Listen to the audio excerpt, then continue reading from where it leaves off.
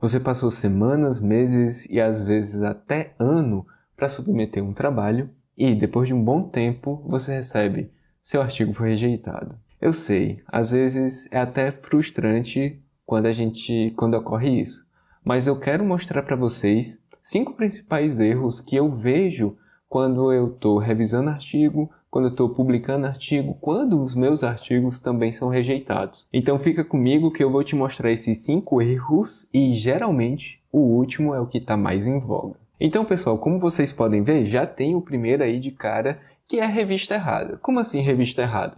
Bem, provavelmente você não leu o escopo da revista. Toda revista ela vai ter um foco e um escopo. E ela vai dizer, olha, a gente aceita artigo assim, assim e assado. E esse tipo de artigo é o que vai ser geralmente mais aceito. Se você for olhar uma revista com um certo escopo e tentar publicar um artigo com um escopo distinto ou não tão alinhado, o seu artigo ele é rejeitado na hora. Outro ponto também é a própria metodologia. Então, geralmente você tem artigos que, eu fiz uma pesquisa mais quantitativa, fiz uma pesquisa qualitativa, eu fiz uma revisão, eu fiz uma bibliometria. Quando você faz esse tipo de artigos, às vezes a revista já recusa também. E quando você procura sobre a revista, ela já tem até escrito sobre isso. Olha, a gente não aceita artigos dessa forma. Então, se atentem bem quando vocês forem publicar um determinado artigo ou uma revisão em uma revista, tá? Leiam os artigos que são publicados. A ideia que eu dou para vocês, né, a dica é que vocês leiam esses artigos, porque geralmente você vai ter uma noção maior de como é que o que a revista publica ultimamente, tá? Então, principalmente os mais atuais, né? As publicações mais atuais são aquelas que vão te ajudar a te mostrar se faz sentido ou não fazer essa publicação nessa revista. A segunda, pessoal, é essa aí, ó, introdução genérica / fraca. Ou seja, se você não trazer uma clareza na sua introdução, ela pode ser rejeitada na hora. Então, geralmente, quando a gente está lendo um trabalho, um artigo, a gente olha primeiro a introdução. Muita gente fala, você está vendendo o seu peixe, né? O peixe da sua pesquisa ali na introdução. Porque, de fato, a gente está ali analisando o que é que a gente vai esperar no resto do trabalho, né? No resto do artigo, na discussão, na metodologia, nos resultados. Então, isso é um ponto pertinente que você tem que prestar muita atenção. Você tem que dar mais clareza para o seu trabalho. Eu vou te mostrar ali no final também um pouco sobre a construção de um parágrafo. Eu acredito que isso pode auxiliar também no desenvolvimento não só da sua introdução, mas do seu trabalho como um todo. Outro ponto também é lacuna, pessoal. Quando a gente vai produzir um certo artigo, geralmente a gente precisa estar preenchendo uma lacuna no conhecimento científico. Por que o seu artigo ele deve ser publicado? Por que o conhecimento do seu artigo deve ser compartilhado entre os pares, entre outras pessoas?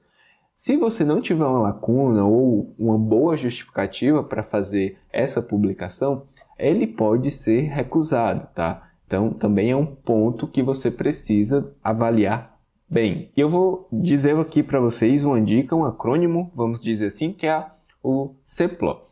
Então, pessoal, vocês vão precisar ter um contexto, né? Onde é que você está inserido, o que é que você está estudando. Então, aqui seria o contexto. Depois disso, pessoal, vocês precisam definir bem um problema que tem nesse contexto. Qual é o problema que você está tentando resolver? Depois disso, vocês precisam ter também uma lacuna. Ou seja, você cria um contexto, começou a problematizar esse contexto e, essa é a lacuna que eu encontrei baseado nesse contexto, nesse problema. E depois disso, vocês vão ter o objetivo geral. Esse objetivo é o que você pretende alcançar quando estiver desenvolvendo o seu trabalho, tá? Então, vejam bem se nos artigos ou nos trabalhos acadêmicos que vocês estão escrevendo, tem um pouco desse contexto aqui, tem pega um pouco de cada sigla dessa aqui, tá? Principalmente na sua introdução. Outro ponto também é a metodologia mal descrita, pessoal. O que eu vejo de metodologia sendo mal descrita, seja por falta de transparência ou até mesmo descuidado dos autores, tá?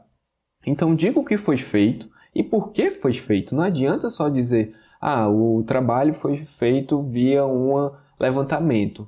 Mas por que foi feito um survey, um levantamento para esse contexto, para esse objetivo? Então, tentem justificar isso. Geralmente, a gente tem autores que auxiliam nessa justificativa, tá? Autores que eu costumo te chamar de metódicos, né? Que eles explicam o porquê fazer isso em diferentes metodologias que são aplicadas. Além disso, falta de justificativa, critérios ou detalhamento, né? Justificativa no sentido que está estritamente alinhado com o porquê, né? Então, tá, beleza. Por que você fez uma amostragem uma amostragem não probabilística? Por que você fez essa amostragem por conveniência? Então, procurem justificar o porquê vocês fizeram ou não fizeram aquilo, tá? Critérios também, se for um critério muito vago, a depender do contexto, o artigo é rejeitado, não vai ter uma coesão interna, né? Uma liga, como a gente costuma falar, dentro dos artigos, e também detalhamento, pessoal. Como é que foi feito de fato? Porque será que vocês não estão escondendo alguma coisa que não querem mostrar? Lembrando, falhas também são importantes para colocar na pesquisa, tá? Eu lembro que uma vez eu peguei um modelo, fiz uma modelagem de equação estrutural e eu percebi que o questionário ele não estava tão bom.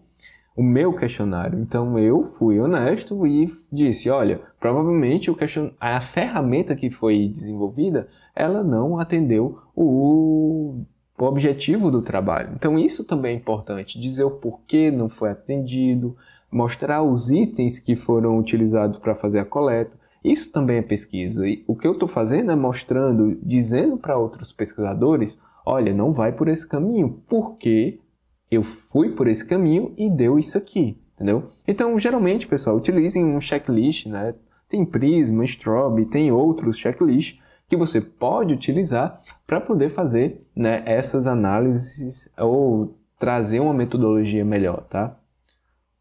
Outro ponto, pessoal, é resultados sem uma discussão crítica, ou seja, você simplesmente jogou dados ali e jogar dados não é o suficiente. Você precisa interpretar e contextualizar esse dado que foi coletado. Então vejam que ele precisa de uma conexão principalmente com a sua fundamentação teórica, ou seja, a sua lente teórica. O que você está vendo, com que visão você está vendo, com quais autores você está se embasando e como é que as ideias desses autores estão dialogando com seus resultados. Então, simplesmente jogar dado ali, colocar a nossa pesquisa teve X coleta, teve tantas entrevistas, duraram tantos minutos.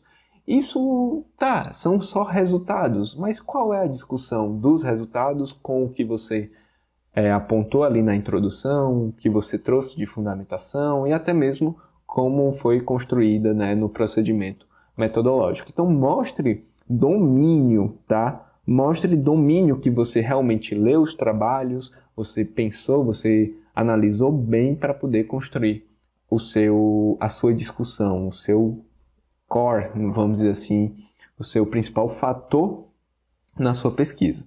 E aí, pessoal, uso excessivo de IA. Esse é o último e o que eu estou percebendo muito, principalmente quando eu estou revisando o trabalho de outras pessoas, tá?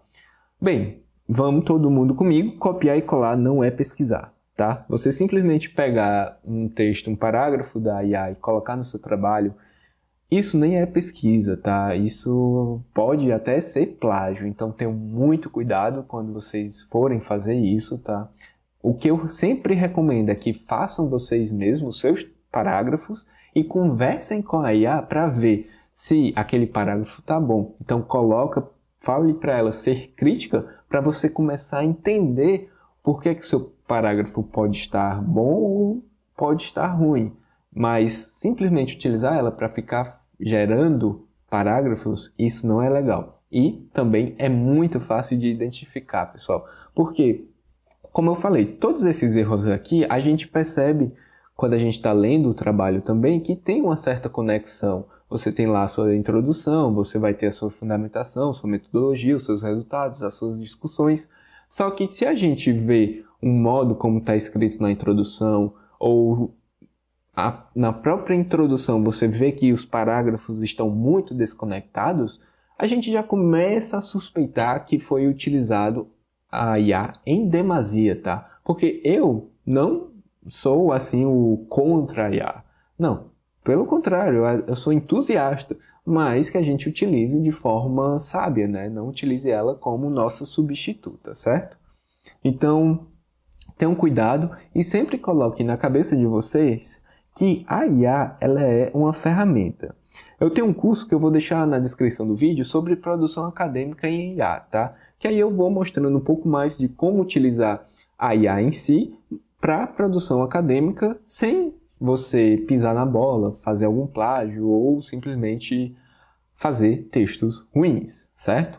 Agora, pessoal, a última dica que eu vou dar para vocês é em relação ao parágrafo. Eu vejo muito, pessoal, muito erro na construção de um parágrafo que geralmente a gente aprende isso quando a gente está no ensino médio, até mesmo ali quando a gente está passando no ensino fundamental, médio, quando a gente vai construir a redação, por exemplo, para o Enem, aí é que a gente aprende um pouco mais sobre isso. Mas, pessoal, um parágrafo geralmente tem essa estrutura, tá? Você precisa apresentar uma ideia central nesse parágrafo, depois disso você vai criar um desenvolvimento e nesse desenvolvimento você argumenta, você sustenta, você discute, ou você vai entrar em uma linha contraditória, né? Você vai falar em contrapartida, você vai fazer isso e no final você vai ter uma conclusão. Quando eu leio parágrafos, às vezes eles estão muito extensos, às vezes eles só rodeiam, não entregam uma ideia central de fato. Outro ponto também é quando a gente